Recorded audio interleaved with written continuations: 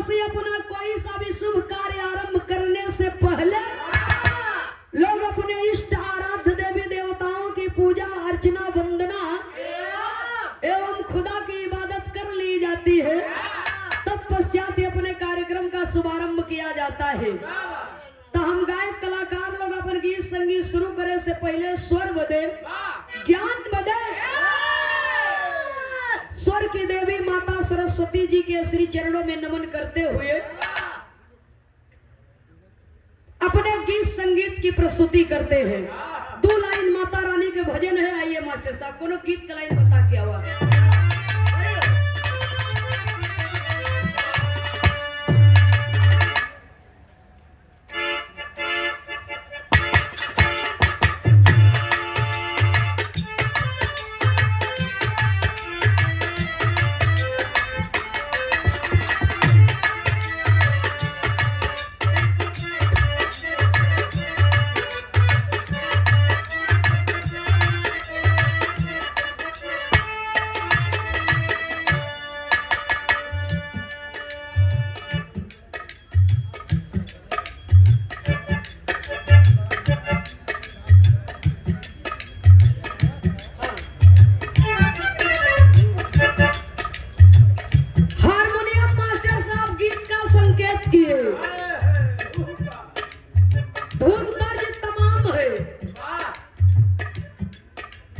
केहू नया में मस्तबा, केहू पुराना में मस्तबा। जेकर जहां लहान तहां बैठत बा अपन लहाए बा। लेकिन हमारे प्रयाग की धरती पर हमारे दादा बाबा लोग गावे। कैसे गावे भैया हो?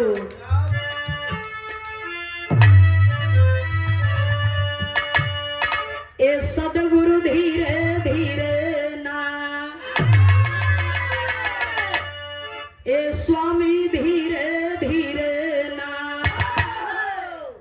आवा खेव मोरी नवरिया धीरे धीरे ना।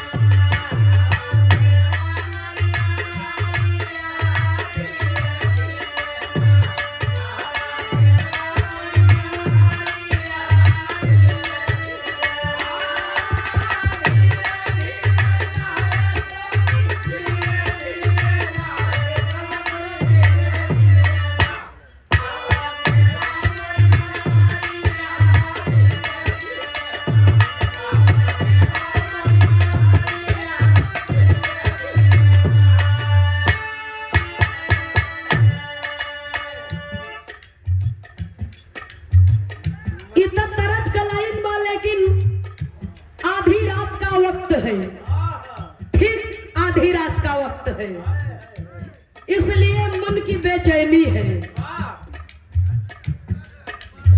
राम बसी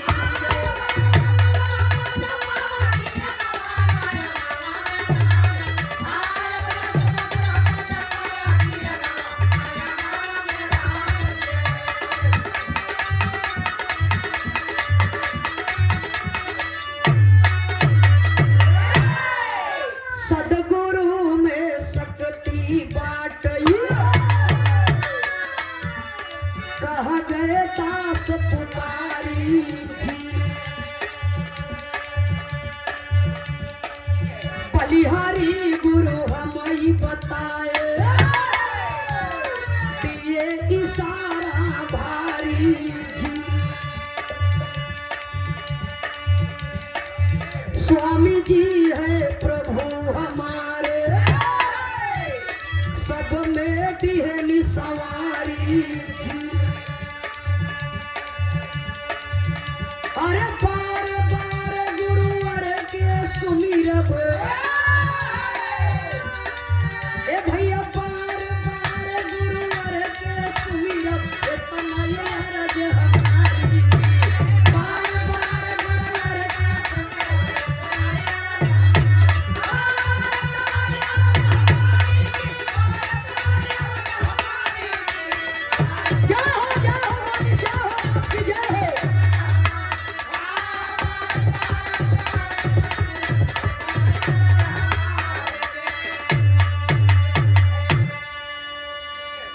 जन्मदायिनी मां के चरणों में नमन करते हुए स्वर्ग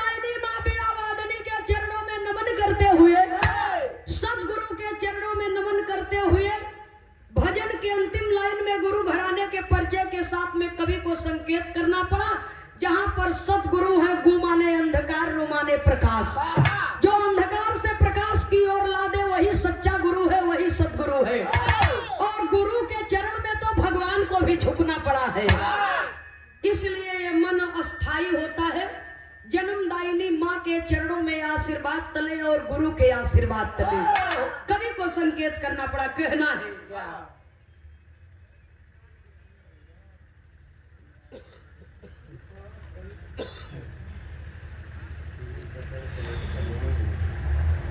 अच्छा। बिरहा कमेटी सदस्य बाबा श्री दीपक यादव जी कनौली की पावन धरती से सुंदर पुष्पहार सादर, एक अंग वस्त्र, दुपट्टा 501 रुपया देकर के सम्मान किए। बहुत बहुत दीपक भैया को सादर नमन है, मालिक का आशीर्वाद बना रहे। उपस्थित सकल पंच को सादर नमन है। जय श्री कृष्ण। तई सब सदगुरु की बलिहारी, अरे सब सदगुरु की बलिहारी, और हम पे दिए जदुइया डारी।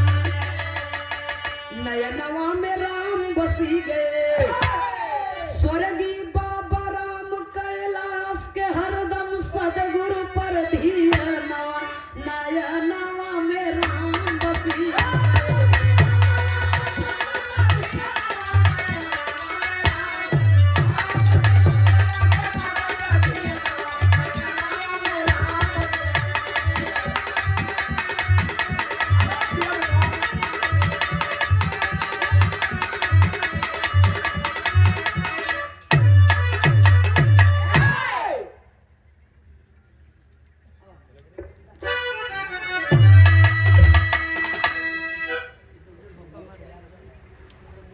भैया सतगुरु ढाबा एवं फैमिली रेस्टोरेंट नसीरपुर कनौली की पावन धरती से 24 घंटा सेवा उपलब्ध है। प्रोपराइटर रामाधार यादव जी, ये बाबा जगतानंद जी के आशीर्वाद से ये सतगुरु ढाबा एंड फैमिली रेस्टोरेंट में आपका स्वागत है। सादर 201 रुपया देकर के सम्मान किए। बहुत बहुत सादर नमन, आशीर्वाद की कामना है। उपस्थित सकल पंच को सादर नमन है। और आप श्रीमान हीरा सिंह यादव जी, ब्लॉक प्रमुख सैदपुर, एसपी डी भट्टा नसीरपुर की पावन धरती से ये आपके कर कमलों द्वारा सादर 501 रुपया देकर के सम्मान किया गया। बाबू श्री हीरा सिंह जी की ओर से बहुत बहुत सादर नमन है, आशीर्वाद की कामना है। उपस्थित सकल पंच को सादर नमन है। जय श्री कृष्ण। भैया बात तो कब्बे के तो कहत है, कैसे कही नहीं। बहुत सही बोला था, खाली सभन में बेस बस आवाज तनी और पति चाहता, ट्रेबल चाहता बस। और जो नीला केबल वाला बा ये माइक बंद बा आपको। अब बेस देखो बहुत तगड़ बा।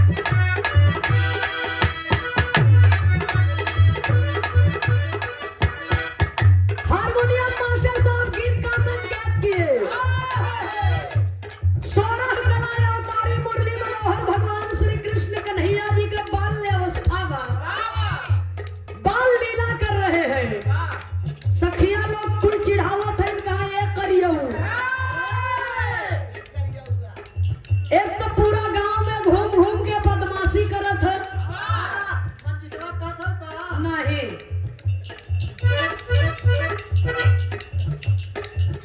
उन्हें न कहो, काहे न कहो बाबा, जान नहीं पाए हैं सच्चाई ने। दूसर की लाइन बोलब तब जान पाऊंगा। सावले सलोने श्री कृष्ण जी को सखिया चिढ़ा रही थी, कहा एक करियऊ। देखिए क्या प्रेम था। कहा एक तो पूरा गांव में घूम घूम के बदमाशी करा, तो ऊपर से इतना करिया है, जा तोहर बियाह न होई। चिढ़ा के कुल सखी लोग कहत काहे, कहा हमारा सावर रंग मन नहीं भावे।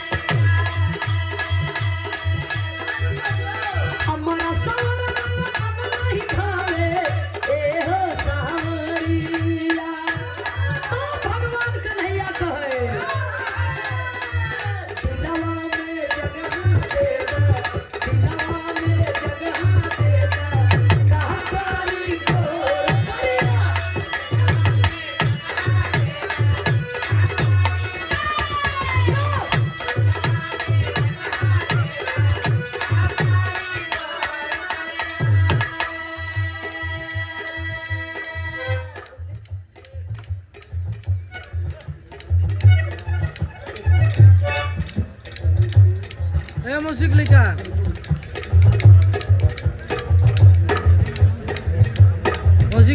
समाज के सम्मानित परम आदरणीय ब्रह्म संत श्रीमान रितेश सिंह उर्फ भोलू नेताजी समाज के युवा नेता हैं। कुछ कर गुजरने का हौसला है हृदय में और बिहार की पावन सरजमी से सादर 5,001 रुपया दे करके सम्मान किया। बहुत बहुत सादर नमन है, आशीर्वाद की कामना है। बाबा जगदानंद जी का आशीर्वाद आपके ऊपर सदैव बना रहे और समाज का प्यार दुलार ऐसे ही बनता रहे, मिलता रहे, क्योंकि जो अपने लिए मरता है उसका मरण होता है, जो समाज और देश के लिए मरता है उसका नित्य प्रतिदिन स्मरण होता है। तो हमारी मृत्यु स्मरणीय होनी चाहिए। बहुत बहुत सादर नमन है। रितेश सिंह उर्फ भोलू समाज के युवा नेता, आपकी ओर से सादर पुरस्कार सम्मान आया है। बहुत बहुत सादर नमन है, आशीर्वाद की कामना है।